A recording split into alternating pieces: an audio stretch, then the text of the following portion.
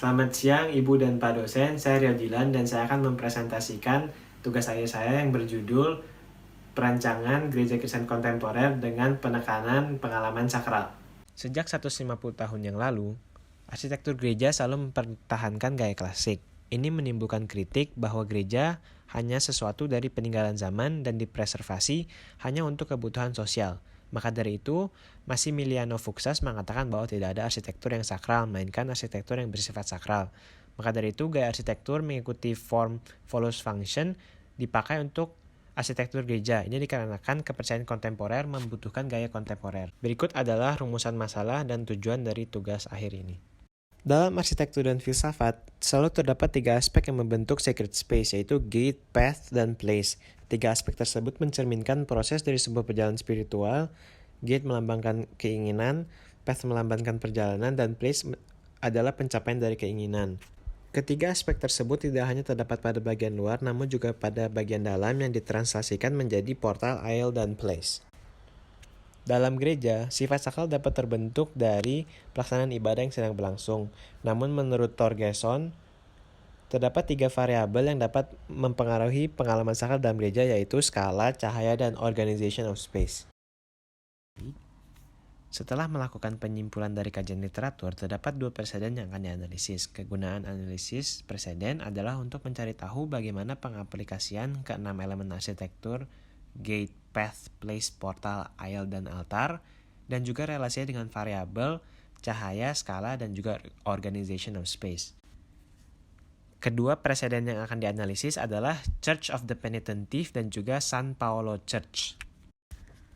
Hasil analisis dari kedua preseden disimpulkan dengan tabel berikut, di mana ada strategi-strategi yang dapat digunakan pada tahap perancangan. Mulai dari pengaruh skala terhadap proporsi manusia untuk menciptakan kesan monumentality atau humility, atau penerapan cahaya alami untuk menciptakan kualitas pencahayaan tertentu, dan juga penataan setiap ruang, mau itu dengan adanya batasan secara fisikal, elevasi, atau material.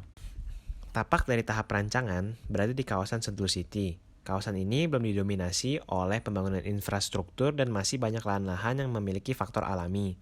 Secara fungsi, kawasan didominasi oleh area residensial.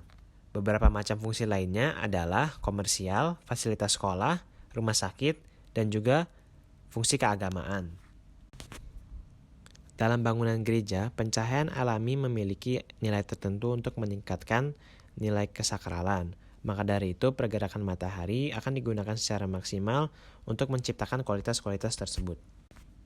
Untuk tinggi bangunan, area di sekeliling tapak hanya memiliki bangunan yang dapat dikategorikan sebagai low-rise karena didominasi oleh ruko dan juga perumahan yang hanya memiliki 2-3 lantai. Setelah menganalisis konteks, konsep umum pertama adalah pembagian zonasi. Secara perancangan, terdapat 2 zonasi yang berbeda yang memisahkan antara area utama yaitu bangunan gereja dan juga area pendukung yaitu kantor majelis gereja. Berdasarkan analisis preseden, kedua zonasi akan mengadopsi masa bangunannya masing-masing dan adanya masa yang terpisah menentukan nilai keprivasian di mana gereja lebih memiliki nilai yang publik dan juga kantor memiliki nilai yang lebih privat. Adanya jarak antara 2 masa menciptakan sebuah courtyard yang menjadi transisi antara kedua zonasi dan juga dapat digunakan sebagai tempat untuk melaksanakan aktivitas-aktivitas yang memerlukan ruang terbuka. Dalam kesimpulan, implementasi dari konsep zonasi diterapkan dengan demikian untuk menciptakan zonasi yang jelas bagi pengguna. Untuk konsep dasar penataan ruang, urutan gate, path, place, portal, aisle, dan altar akan digunakan sebagai panduan untuk menata ruang. Adanya urutan tersebut akan menciptakan satu sirkulasi yang memastikan pengguna untuk berjalan dari titik awal hingga titik terakhir, di mana saat melalui setiap tahap, pengguna akan merasakan nilai kesakralan yang meningkat, yang dimana pengalaman tersebut bertujuan untuk membentuk rasa kesakralan dalam gereja. Konsep skala bangunan yang besar diterapkan untuk memecah homogenitas ruang pada lingkungan sekitar. Kondisi tapak berada di sebuah bukit dan dikelilingi oleh pepohonan yang relatif tinggi, dan dengan menggunakan skala yang besar, gereja dapat mudah terlihat dari kejauhan. Konsep penerapan skala pada bangunan bertujuan untuk menciptakan sebuah kejutan saat bertransisi dari lobi dan masuk ke dalam ruang gereja. Proporsi manusia akan sangat terpengaruhi oleh skala dari ruang-ruang tersebut, di mana secara vertikal, unoccupied space dari ruang ibadah akan semakin tinggi dan jauh dari jangkauan manusia, akan menciptakan kesan monumentality, dan bagi pengguna akan merasa sangat kecil dan merasakan kesan humility dalam ruang. Penerapan skala pada kedua alternatif akan lebih dijelaskan pada tahap hasil perancangan. Pemanfaatan cahaya alami sebagai sumber penerangan dalam ruang ibadah gereja menjadi salah satu konsep utama dari tahap perancangan. Maka dari itu, orientasi dari bangunan memanjang ke arah timur barat untuk dapat memaksimalkan pergerakan matahari sepanjang hari. Dengan orientasi bangunan yang memanjang sejajar dengan pergerakan matahari, sebuah skylight diletakkan pada atap untuk memberikan aksen lighting kepada altar.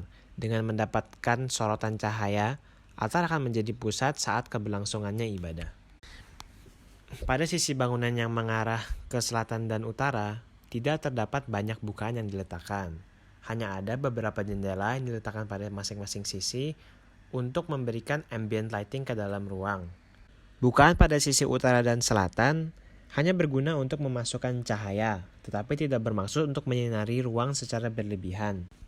Ini dilakukan untuk menciptakan keseimbangan antara kesan light and darkness yang dipercayai dapat menciptakan pengalaman yang sakral. Penerapan pencahayaan pada kedua alternatif akan lebih dijelaskan pada hasil perancangan.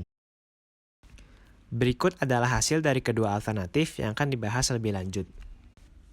Secara pengaturan ruang dan sirkulasi, kedua alternatif memiliki penataan yang sama, di mana kedua alternatif mengikuti urutan gate, path, place, portal, aisle, dan altar sebagai panduan pengaturan ruang dan sirkulasi. Yang dimana suasana dari perjalanan tersebut dapat diilustrasikan melalui gambar-gambar berikut, di mana adanya gate yang dilambangkan oleh salib dan pohon sebagai penanda perpindahan ruang, lalu mereka melewati ramp sebagai path yang membedakan zonasi antara tempat parkir dan area gereja secara elevasi, dan di ujung ramp, jemaat akan sampai di courtyard yang menjadi pemisah ruang antara gereja dan juga kantor majelis. Lalu mereka akan sampai di place, yaitu bangunan gereja sendiri, dan akan melalui portal yang disambut dengan aisle menuju altar.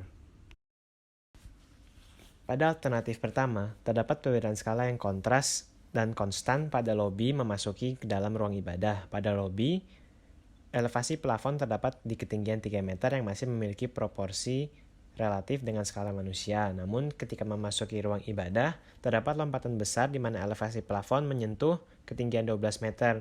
Perbedaan skala yang sangat kontras dimaksud untuk membangun kesan monumental ruang dalam dengan adanya kejutan perbedaan skala ruang tanpa adanya transisi. Adanya skala ruang yang sangat kontras dengan proporsi manusia akan menciptakan kesan humility pada jemaat yang menjadi faktor untuk pencipta pengalaman sakral.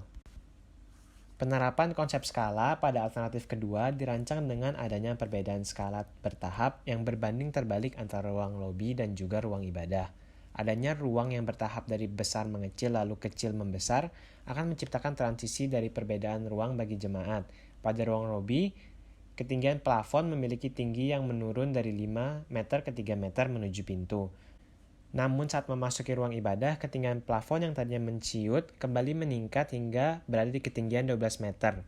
Pada ruang ibadah, tinggi plafon yang bertahap juga dapat menggambarkan nilai kesakralan, dari mana titik tertinggi berada di bawah altar yang menandakan altar sebagai ruang paling sakral di dalam ruang ibadah. Berikut adalah perspektif dari kedua alternatif jika dilihat dari jalan raya.